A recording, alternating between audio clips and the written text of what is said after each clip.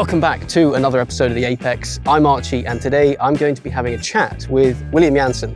Now, Will specialises in the sale and acquisition of some of the most iconic historic racing cars ever built.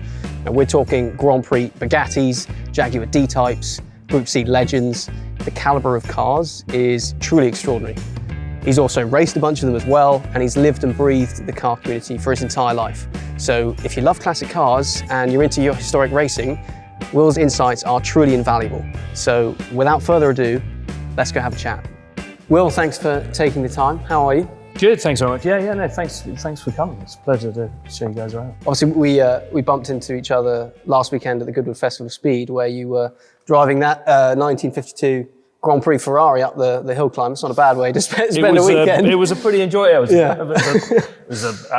Actually, it was a great honour. It was a great way to spend a weekend.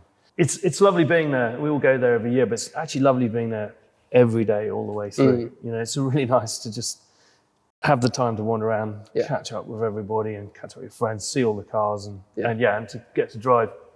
Yeah, such an important car was pretty special. So, what is the story behind that car? What's the sort of? Well, this particular car is actually a very important piece of Ferrari history. It's 11 Grand Prix wins as a works Ferrari. So it did 4 years as a works car. It started out as a 500, 52. So it was 3 wins for Ascari in his championship winning year. Yep. And it won the Swiss Grand Prix, which was the first point for a 500.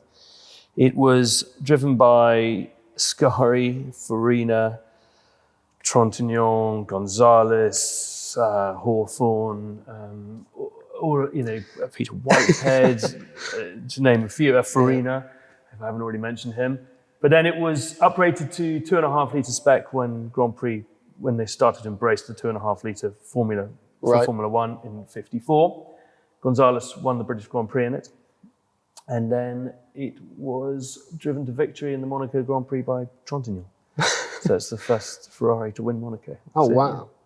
That's not a bad history. That's a pretty special car. Was it sort of relatively easy to drive up the hill in terms of, I know some cars can be a bit intimidating. No, it's actually, you know what, really it's a lovely car to drive. Okay, I think that when you're driving anything, it was taking it very sensible. Yeah. I think if you're driving anything really hard, it would feel different on its limit. Yes. But it was a very tractable, lots of torque, really nice engine.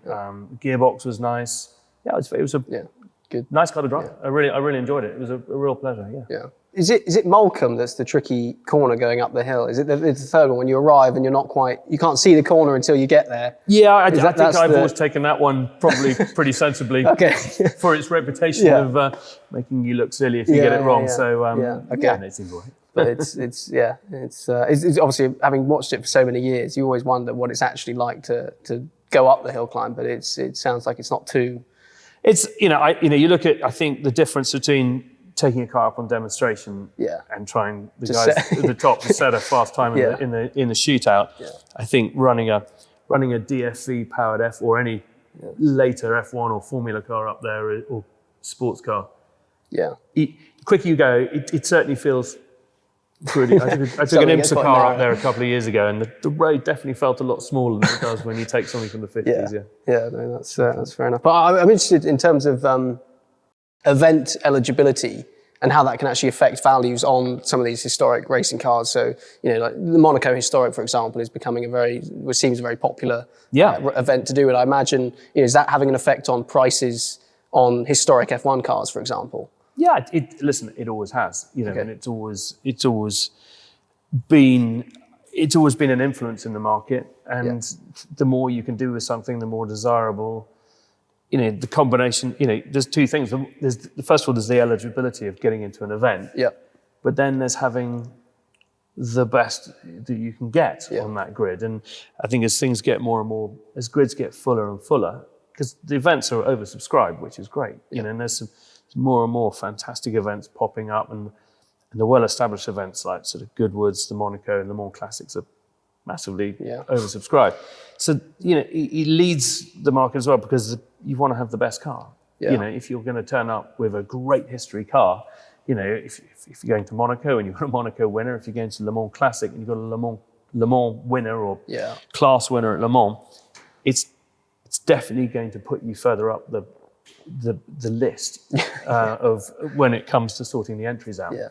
And so that does drive it. But I think as the race cars go from just being historic race cars to, as the values go up and as bigger collections are drawn, a lot more people coming towards race cars because of the depth of history.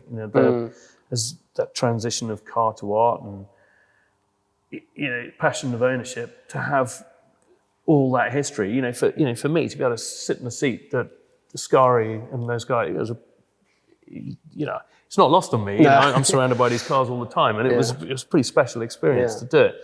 So I think that the history is as much as the eligibility is driving as well. The collectability of these cars. Yeah. And I suppose, the ability to actually use them as well, because if you weren't sort of too familiar with historic racing, you might think, okay, what am I going to do with an 80s Formula One car, but actually the fact that these events are becoming more and more popular, owners have more of a chance to use them, is also like a massive green light for them in terms of like getting into these cars. I think massively, and it's been a big indication at the minute. When I grew up, my father ran Bugattis, and you went to the race meeting and the Bugattis and the ERAs. That was the modern grid. There was maybe 50s cars running. It was a different race meeting where people were running DFV powered cars. And they were not that far out of, to be honest, they were not far out of being new cars then. And you look at the series now, people are running LMP1 cars, and people are running GT1 cars and GT3 and GT2 and GTAM, and the more you run, the more there are events for them. There's plenty of capability for guys to run it. So the more people are running them, the more they get run, the easier it is to run them, and that's why we're getting full grids. Yeah. So I don't think anything isn't really out of the reach of being runnable. Yeah. Even modern F1 cars, you just need the right teams and technicians to do it. What's quite interesting as well is that obviously you touched on it, these cars have such impressive historical provenance, but now they're being run a lot at these historic events. They're still kind of making history in the sense of like if that car, the sort of Lotus 81 just there, if that, won the Monaco historic, that's obviously going to have a positive impact on its values as well. So they're still making history in that sense. The provenance is still accruing, or, I mean, the Blue Cobra behind you, that's a nice original, quite rare because it's a Cobb Cobra, right-hand drive car, Bertie. And that's a nice, original car that was a road car for a lot of its life, then got, converted, keeping its originality for racing, but it won the TT. So to win, and it's still the fastest lap round Goodwood for a Cobra, which is pretty impressive. Yeah. And so I think that, does that help the value of that car and collectability to someone? Yeah. It's creating its own history. Yeah, no, it's interesting. And obviously, it seems you've raced quite a bit as well, I think, in terms of some of these historic events. You've competed at them. Are there any sort of notable experiences that you've had at some of these events? Yeah, I think, a handful. And I've been lucky to, I grew up with all of this, and, my father ran Bugattis, and so I grew up as a child. So I kind of, like a lot of my friends, there's a handful of my friends who we all grew up together, all wanted to do it. So yeah, I've been lucky, I've got to race, raced at Monza, which was fantastic. Had a chance to do Le Mans Classic and do the support race at Le Mans, which was, a lot of fun. That's a great track. Yeah. I got to race a DB3S in America, which that was pretty special. That was a great opportunity, having done probably 2,000 road miles in it beforehand on a couple of rallies. Yeah. So they stand out, and I personally really enjoy more and more some of the rallies. Some of the competitors, like the Modena Centauri. Okay. I was lucky enough to campaign that a couple of years in the Group 4 308. Oh wow. We got close to winning. We were second, but it was those are fun, because you get to. You're getting quality time with a great friend in a great car. It's not just the circuit. You're doing special stages, up the hill climbs. You're driving in the car. You're in it from start of the day to the end, and you're in Florence. You're in Italy. It's what's not to like? And you're in a Ferrari. It's a pretty big tick. Yeah, I suppose it's probably a little bit less stressful some of those rallies as opposed to doing some of the circuit racing with. I think it depends. If you're pushing competitively in them, going up going up a 12-kilometre closed road stage on pace notes. That's Gets the heart pumping, you know. Yeah, no, that's fair enough. But I suppose, you know, from these experiences, do you feel like that gives you a bit of a competitive edge when it comes to sort of, you know, clients coming to you wanting to get into some of these cars? You're well placed to advise them. I don't know about a competitive edge. I think what it does, you know, it's not by any fluke that this room's full of race cars.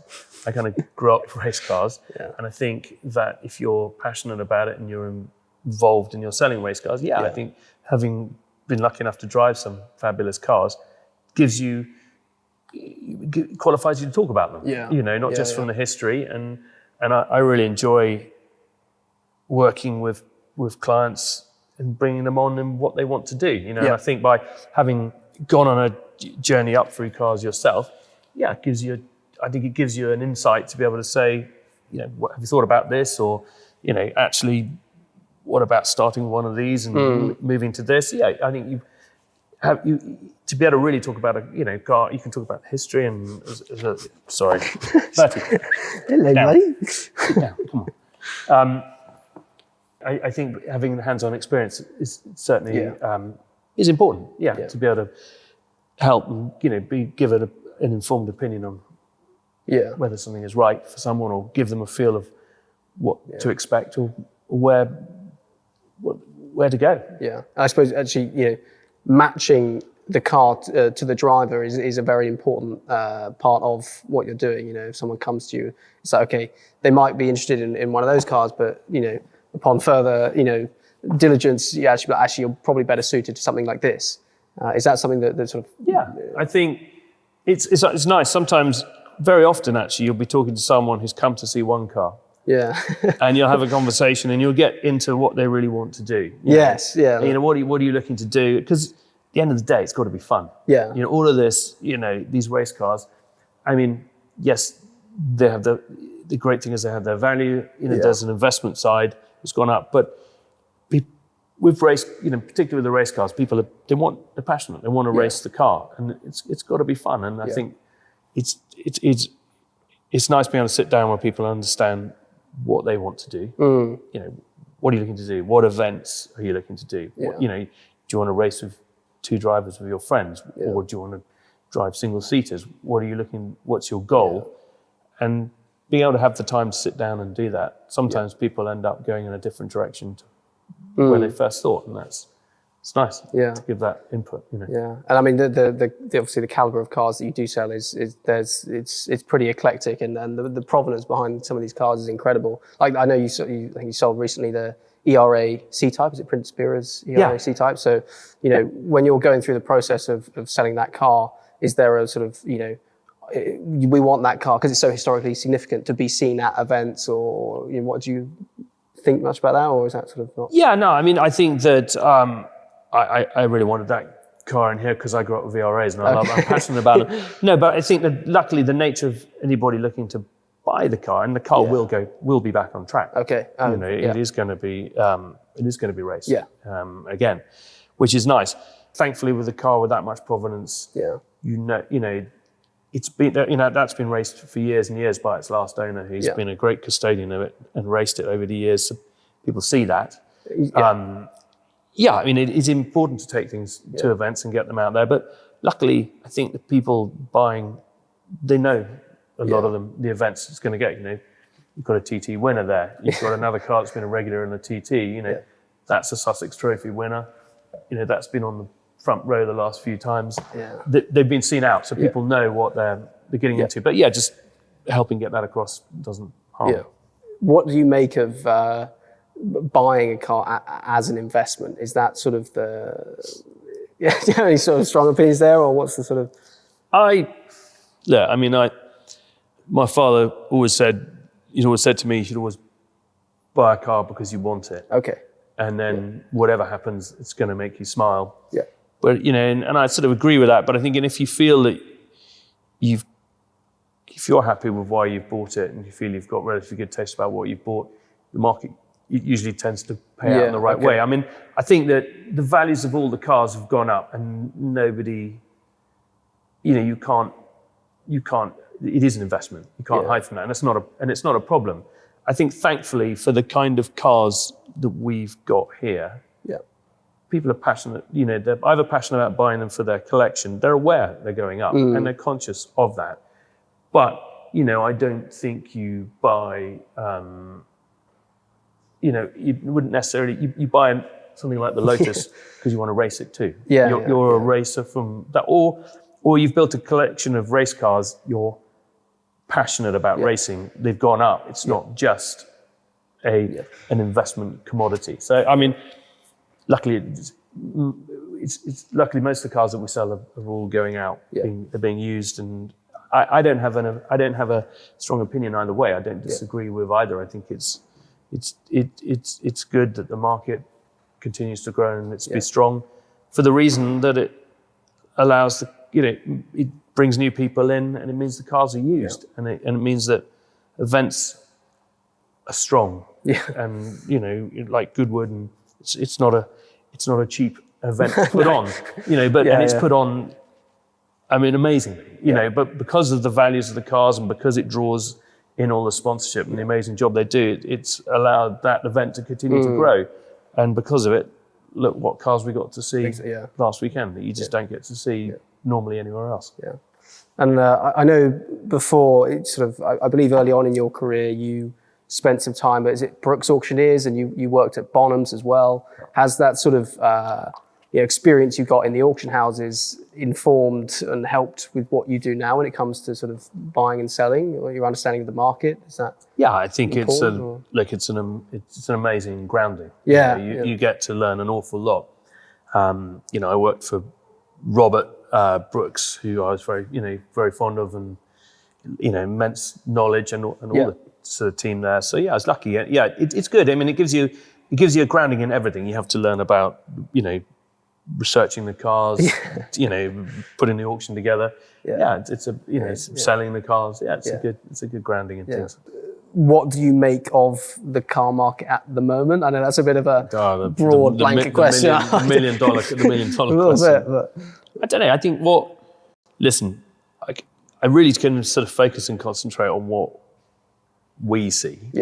And I think that the market, there's movement in the market, and I think that really you just follow the movement. I think that we're, some of the cars that we've got here are very specialist cars. So some of them will take a little bit of time. It's solely because there's probably maybe only 5 or 6 guys who want to race those, or 10, well, maybe hopefully more than that. But everything sells, and I think that the market, the strength of the market, for great cars with great provenance that stand out, that are not repeatable anywhere else, I think the market is as strong as ever. And we're seeing, cars are selling. We're selling a lot of stuff sort of off of the public market, which is fine, and I think that's the nature of some of the bigger collections. And but we're seeing plenty of interest and plenty of movement in what we're doing. Is selling off market becoming a bit more common? That's, to me, that sounds like quite a good. Your car hasn't even come to market yet, and you've got to buy for it. Is that kind of? It's not that. I mean, I think that we do the same process with every car. We're quite passionate about really putting a story. We put a lot of research into these cars. We build a lot of documentation on it.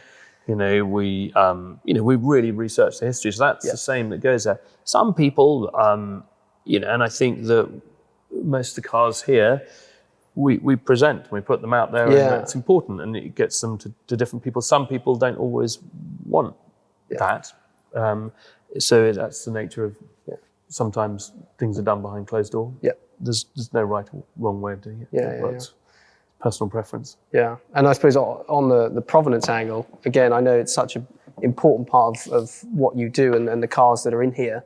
Is that sometimes a challenging process, with some of these cars? Obviously, we're talking, they've got so much history behind them now. It's a lot of delving into history. I mean, we went with this car, with the BRM, which is, I mean, it's so original. That car hasn't been seen in public since 1973. We went to the BRM archives, to research something, and you can go through. There's letters there, they're all there. They're at Warwick University, and you go through, and there's letters from John Surtees contracts in there for his, for the season. There's letters from Raymond Mays and all the. It's great. I mean, we were delving into history. For example, the D-Type there, and the Lotus 15. Yeah. I've got a photograph of them racing together in Canada. Oh, wow. In 1960, and they've never been back together again until now. Yeah. But you don't. It's often when you're, we have quite a big archive up there. I've got all the autosports. We research through, old adverts and different things, and it's interesting. The more you research different cars, you often, sort of, there's that one. We did that before. So I keep telling Alec not to, but I've got just endless post-it notes in all my books. Yeah. It's like stop putting post-it notes in my books. Yeah. But you do end up with all these. Yeah. I suppose I'm just looking at the Delage there as well. I mean, that's, what is that, 1920? 1923. 1923. Yeah, fabulous. I love that car because I remember it from being a kid. It was always the car. I mean, so that's a 1923 Grand Prix Delage. That was the only Grand Prix car for the 23 season. The first to have the V12 Grand Prix engine, which is I mean, if you ever get a chance to see one of those, it's like the V16 BRM. It's a work of art. I mean, Delage were, very ahead of their time. Yeah. He'd only did the one race that season, and then they developed the 24 car, and it was sort of pushed aside to the back of the workshop. Yeah. And then it was gifted to a talented engineer called Maurice Becquet, who had worked with Spad fighters and in the war, and I think I'm pretty sure, I could be corrected if I'm wrong, he was involved or worked with the Hispano factory who built the V8 aero engines that's in it, and he got gifted an engine from Louis Bellerio, for his work, with the early fighters, and he put it into and Delage gifted him, it's a 23 car. They were working on the 24 car. It was deemed too valuable a piece to just cast aside, so it was gifted to him.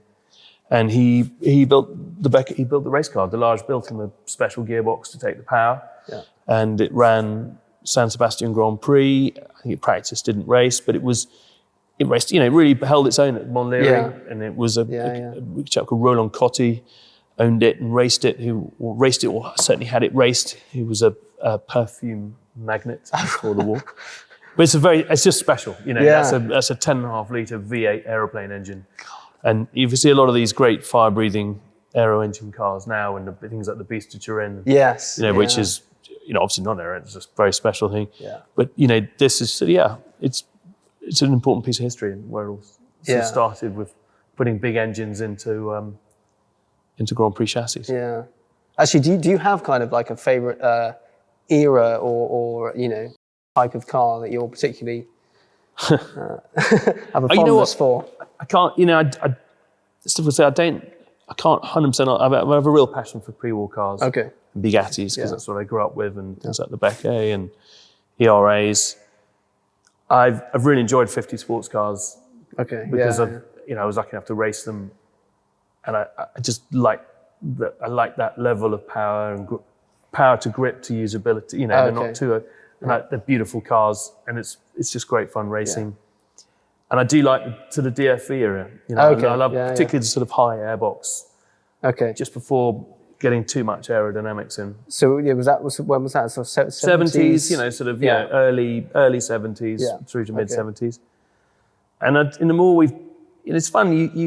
We've had quite a lot of cars through here with US history, IMSA cars and Daytona history, and a lot of 935s. And the more you delve into that US history, it's fired up quite a big passion. Yes, because it was great characters and great racing, and Daytona, Sebring. I have a big passion for Le Mans. Anything that went to Le Mans. I mean, sports car race.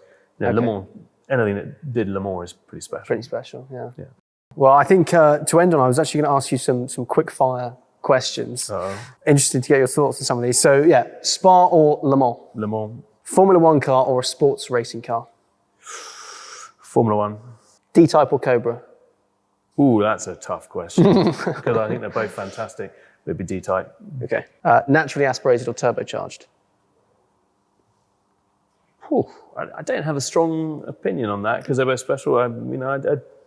I don't have a strong opinion on that. Difficult one. I mean, if I have to choose one, I will. But I don't. I think they're both created some really special cars. Yeah. So yeah. Okay. No strong opinion. Plead the fifth on that one, maybe. Yeah.